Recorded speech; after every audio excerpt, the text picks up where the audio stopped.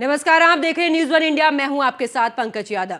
मर्यादा पुरुषोत्तम राम भगवान श्री राम की पावन जन्मस्थली अयोध्या में मौजूद लगभग हर मंदिर से जुड़ी कोई ना कोई कथा और कहानी जरूर आपने सुनी होगी। लेकिन आपको बता दें कि इस दौरान रामलला के प्रवेश द्वार पर स्थित सुग्रीव किला, जिसकी मान्यता है कि त्रेता युग में लंका पर विजय करने के बाद भगवान श्री राम जब अयोध्या आए तो उनके साथ लंका के युद्ध में साथ देने वाले वानर सेना और हनुमान, सुग्रीव सहित सभी लोग अयोध्या आए थे। प्रभु श्री राम जब 14 वर्ष के लिए वनवास पर गए थे तो अयोध्या में 14 वर्षों तक कोई भी उत्साह नहीं मनाया गया, यानी कि उत्सव इस दौरान नहीं मनाया गया।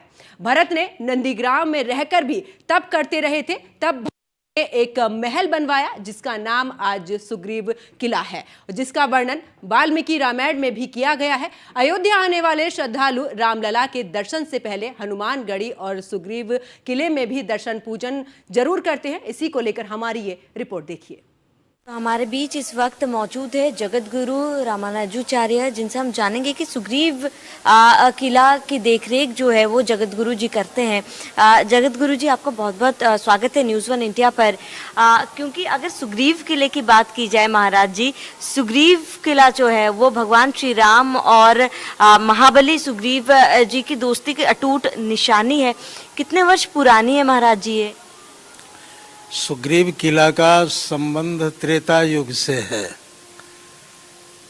क्योंकि वाल्मीकि रामायण में ऐसा वर्णन है, जब भगवान श्री राम वनपथ की यात्रा पर थे तो सुग्रीव जी महाराज ने उनका स्वागत किया, सम्मान किया और युद्धकांड में सुग्रीव जी की भूमिका, सीता अन्वेषण में सुग्रीव जी की भूमिका, रामायण की वैसे तो सभी पात्र एक से एक हैं, लेकिन सुग्रीव जी की भूमिका सर्वोपरि है।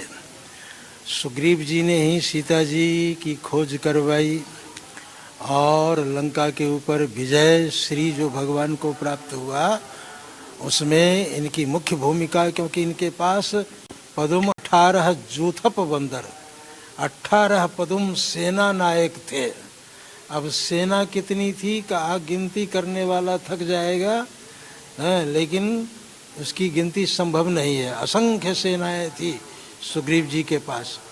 अस्तु सुग्रीव जी के माध्यम से लंका पर विजय प्राप्त किया और सुग्रीव जी को राजपद तो दे दिया था, लेकिन जब वापस आए तो यहाँ 14 वर्ष की अवधि में श्री भरतलाल जी ने सीताराम जी के लिए एक किलानुमा महल बनवाया था, जिस महल की चर्चा है युद्धकांड में कि तच्च मदभवनम श्रेष्ठम शाशोक बनिकम महत मुक्ता वैदुर्ज संकीर्णम सुग्रीवाय निवेदये। भरत जी ने भगवान राम से निवेदन किया कि हे देव, 14 वर्ष की अवधि में ये महल तैयार हुआ है और आप इसे स्वीकार करें भेंट स्वरूप। भगवान राम ने कहा कि मैंने स्वीकार किया, लेकिन मेरे साथ राजाधिराज महाराज सुग्रीव जी पधारे हैं, इसलिए राजा का सम्मान राजकीय होनी चाहिए। ये महल सुग्रीवाय निवेदिए। कैसा महल था? अशोक वाटिका से घिरा हुआ और उसमें जगह जगह वाटिकाएं थी, तराग थे, बावलियाँ थी और मुक्ता वैदुर्ज संकीर्णम, ये रत्नों से जड़ित था। मुक्ता वैदुर्ज संकीर्णम सुग्रीवाय निवेदये। राम जी ने आदेश किया, भरत सुग्रीव को ये महल दे दो।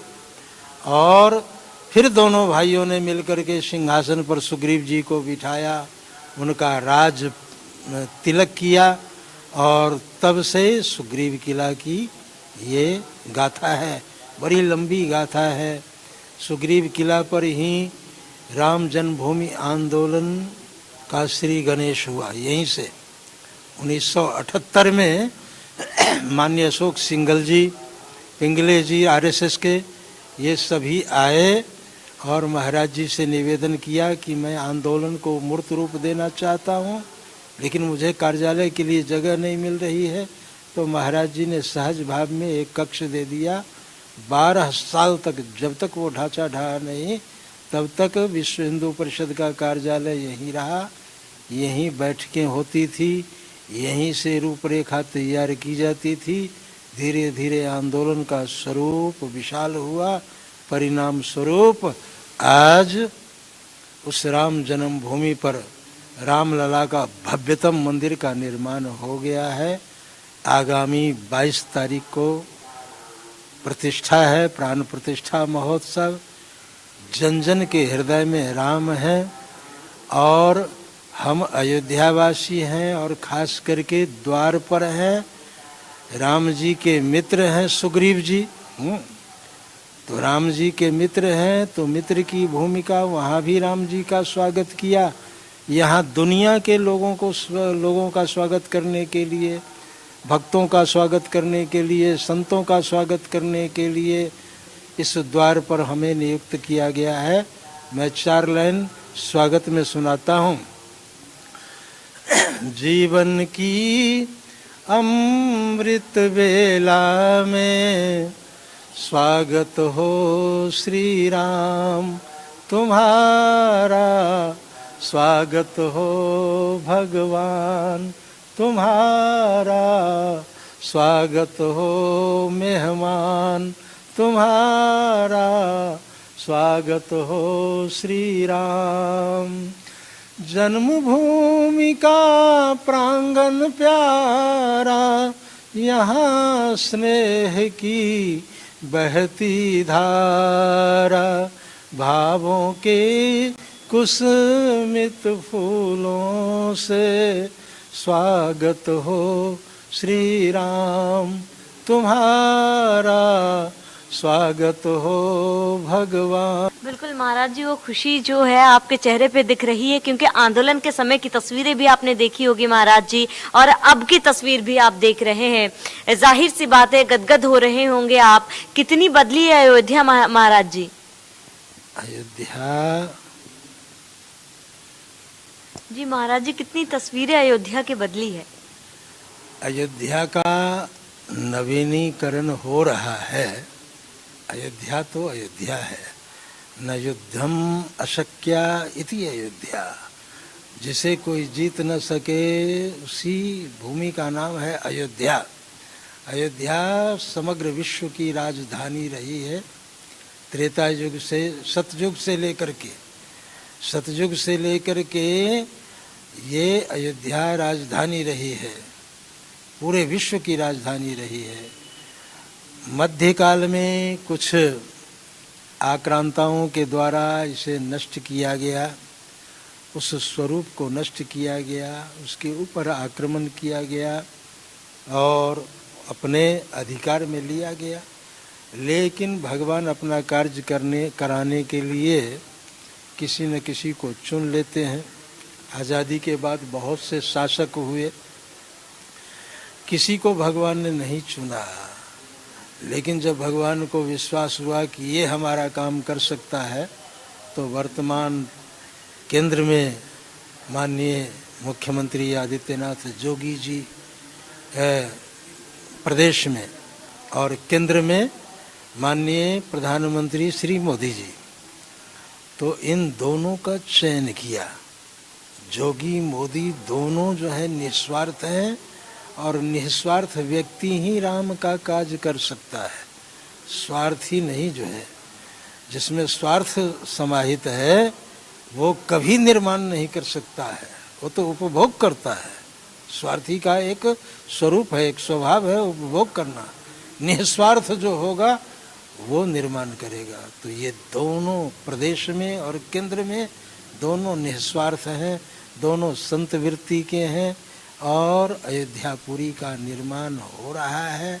राम राज्य की परिकल्पना जो है उसको साकार रूप देने की चेष्टा की जा रही है। धीरे धीरे कुछ दिखाई भी दे रहा है, तो जो दिख रहा है वो तो बोलना ही होगा। बिल्कुल महाराज जी, कई लोगों को निमंत्रण भेजा गया है, लेकिन उनका कहना है कि यहाँ पर सनातन धर्म को लेकर राजनीतिकरण की जा रही है, और वो लोग कह रहे हैं कि 22 जनवरी को वो लोग नहीं पहुंचेंगे। निमंत्रण को जो है उन लोगों ने ठुकरा दिया। हम अयोध्या तो यही मानते हैं कि हो सकता है उनकी व्यस्तता ज़्यादा होगी इसलिए नहीं आ पा रहे होंगे। हाँ, कई बार ऐसा होता है कि इच्छा तो जाने की होती है लेकिन इतनी व्यस्तता बढ़ जाती है कि लोग बस में से उतर जाते हैं, ट्रेन में से उतर जाते हैं, हवाई जहाज का टिकट कैंसिल कर देते हैं कि हम नहीं जा सकते भाई, मेरे घर में बहुत से काम आ गया। तो ऐसी भी मजबूरियां हो सकती है, ऐसा भी कुछ कारण हो सकता है, लेकिन भगवान का द्वार तो जो है खुला रहता है 24 घंटा। भगवान किसी को थोड़े मना करते हैं। हाँ, वो तो सबको साथ लेकर के चलते हैं। ट्रेन किसी को मना करती है हैं कि तुम मत चढ़ो, तुम मत आओ, उसका तो काम है ले जाना। और लोग अपना अपना स्थान ग्रहण कर लेते हैं, अपने अपने ढंग से जो सीट बुक कराए हैं, जिनको निमंत्रण मिला है एक तरह से बुकिंग हो गई है उनकी। अब ना आए तो उसमें क्या कहा जा सकता है। बिल्कुल, क्योंकि महाराज जी आपने कहा कि आंदोलन की शुरुआत जो है यहीं से की गई थी, क्योंकि अखंड ज्योत वहाँ पर जल रही है। कितने सालों से महाराज जी ये अखंड ज्योत जलती आ रही है? ये 1973 में तीर्थराज प्रयाग के कुंभ महापर्व के अवसर पर पूरे देश में, पूरे देश क्या पूरे विश्व में मानस चतुष्सती मनाई जा रही थी। श्री रामचरित मानस के 400 वर्ष पूरे हो चुके थे, तो वो उत्सव मनाया जा रहा था। उसी समय पूज्य श्री देवराहा बाबा जी महाराज ने अखंड श्री राम ज्योति को प्रदीप्त किया। वो एक सिल्वर के उसमें चांदी का वर्क लगा हुआ है